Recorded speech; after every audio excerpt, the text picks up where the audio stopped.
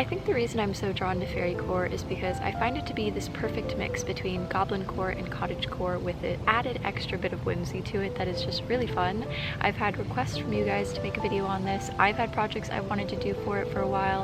I've done past projects on it, but just never a fully dedicated video. So I feel like this is long overdue, but I hope you guys enjoy it, and here it is. Up first is a fairy chandelier. You can either start off with a wooden dowel or use sticks. I decided on the latter and just chose the length and thickness of the stick that I wanted, and then also a few different ones to connect together and what I thought would be a nice sequence before grabbing some twine and tying them all together. You could do this with wire or ribbon or anything you want to connect them. As for the things to add on, you can use anything from buttons, beads, charms, old bracelets or necklaces, crystals, really anything, and you can also, of course, add these on using wire or string or nails if you'd like to hang it up. But I thought I'd show you guys a few specific little DIYs to make that you can add on, starting off with this wire bike. I'm finding 2 buttons about the same size to use for wheels and stringing them both on. Then with the left one kind of going up and then putting the wire back and forth to make a little seat before putting it to the right, wrapping it around and then bringing it up and doing kind of again the back and forth to create like a little cluster of wire for the handlebars. Secondly, I've wanted to make this little marble acorn charm for a while now, but where I live, we literally do not have acorns, but I was recently looking at some bushes in my backyard and saw that this flower bush before it bloomed actually had the same sort of top as an acorn did, so I dug out the pre-bloomed flowers from the center and was able to use this to put on the top of my marble. I used hot glue to connect mine in the inside, not thinking through the fact that hot glue and glass do not usually stick together for a while, so I would recommend using super glue instead. Once that was done, I grabbed the legendary Knighted Museum book from my Dark Academia video that I seem to use all the time now and ripped a page out of it. If you don't have a book you'd like to destroy, you can just print one off. I then drew a general fairy or butterfly wing shape, folded it in half, and cut it out to just have a little set of folded wings to glue on. I erased the pencil markings and made a few of these. Once you have all of your charm pieces picked out or made though, just attach them in varying ways. Add something like a loop of string, wire, or a bracelet in my case to the top to hang it, and you're done.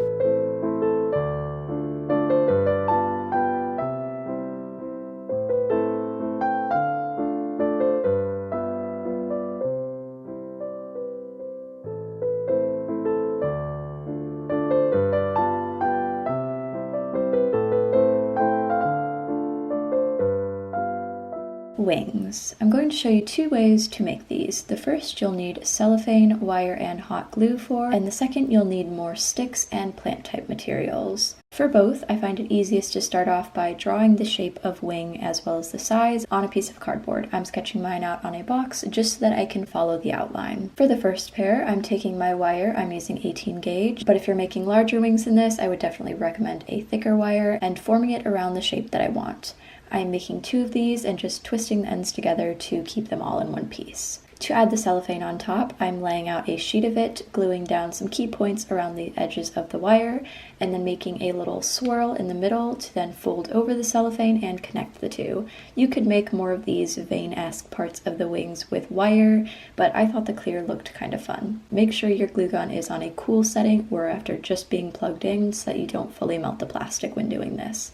Cut around the edges with a tiny border. Do this to both, connect them at the base with some wire, add some straps like you'll see me do in the second pair, and you're done. For the second pair, I'm grabbing sticks instead of wire and basically doing the same thing, either having the shape in mind or following the lines that I made on my cardboard to get pieces, break them up, and kind of form them around the shape to the best of my abilities. And I'm just gluing these all together. To make them a bit more secure though, and not just held by hot glue, I'm also going to wrap some wire and or twine around the parts where the sticks are connecting, just so that everything is a bit more secure. Again, connecting the 2 with some glue, wire, or twine at the base to make sure that the 2 pieces stay together. I'm just grabbing some ribbon, but you could use a bunch of different other things to attach the straps to be able to wear them.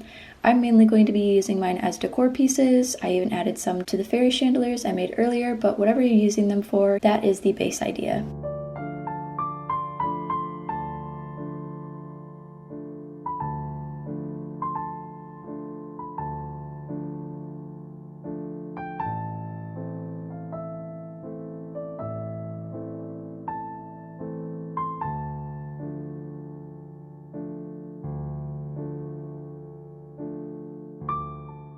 an apron or pinafore. The first I'm going to be making in a piece together fashion. So I went and grabbed a bunch of my scrap material, being cut out squares from sheets or old clothes, and decided on these pieces of material. Next, you'll just need to decide where they'll go, what patterns will be next to each other, and whatnot, as well as the general shape of your apron or pinafore. Once you have your design fully set out though, you just need to start cutting out things and putting them together. I decided I wanted 3 panels for the top of mine and chose these 3 pieces. After I'd cut out the general shape I wanted, I pinned the pieces together in the order that I liked and ran them through my sewing machine with just a small straight stitch and some white thread. Once my seams were completely done, I grabbed the center and folded it in half so that I could take off a bit from the side as well as round the top. Next, I'll just need to fold over and hem all the sides. For the skirt, you can do individual panels coming out from the waist or do more of a quilted square look. You'll of course also need to decide the material for your straps and ties, adding these on simply by sewing them to the base of the apron or pinafore, or making buttonholes and sewing on buttons. Once my design was completely figured out, my bodice connected to my skirt, I just needed to attach those straps and ties, and here it is.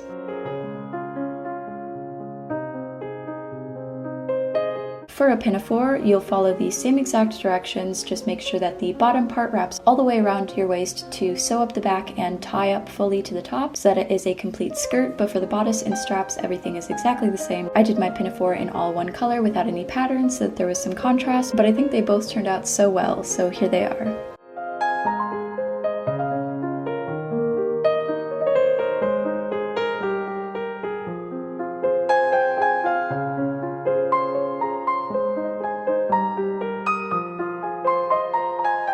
Snail pancakes. In saying that, I do not at all mean that I will be adding any part of a snail into the recipe. I mean that in terms of the shape I'll be piping the batter into. These will in fact have a very fall flavor to them. The ingredients you'll need are 1.5 cups flour, 3 teaspoons of baking powder with a teaspoon of salt also in that bowl, 2 tablespoons brown sugar, 1/4 of a teaspoon nutmeg, 1/4 of a teaspoon ginger, and 1/2 teaspoon of cinnamon, along with a cup of milk, 1 large or 2 small apples, and a teaspoon of vanilla. To add the ingredients together, I'm sure you could add them in random order, but I just did my dry ingredients first, whisked those up a little bit before adding my wet, and after the milk went in, I grabbed my apples with a plate and grated them on my grater. I'm sure you could do a food processor or blender if you wanted more of an applesauce consistency, but I kind of liked the grated pieces of apples in the final pancake. So I added that, about a cup of grated apple, to the bowl and mixed it in. It was a tad bit too thick for my liking though, so I added a few more tablespoons of milk before grabbing my Ziploc bag, kind of folding the edge down and pouring my batter in. Once I had sealed that up, I grabbed my hot plate pan and buttered it. I've kind of mentioned before, but my kitchen is not the most aesthetic, so I prefer to film in my room for these things. I cut the corner of the batter bag to attempt to make some cute little shapes, whether those were like snails and butterflies and plants or whatever you'd like. I made a lot of mistakes in this though. Some problems ensued. You'll notice in the reveals the pancakes look a little bit dry because I had to take a break from cooking them to filming the reveal because I routinely burn myself on the side of the hot plate because I'm clearly not very used to using a hot plate. Oh, his poor neck. That's quite sad. Yeah, we're gonna have to redo poor Jimmy here. As well as the actual plate got a lot hotter than I was expecting it to, so then my pan was burning up, and I also cut the side of the batter bag way too large, so it was hard to control the shape and do details and things. So learn from my mistakes, cut the side corner smaller, use an actual stove, and try your best not to burn yourself. My mistakes aside though, I thought the flavor was still really good, so I'm sure you guys can make some cuter pancakes and still enjoy the flavor.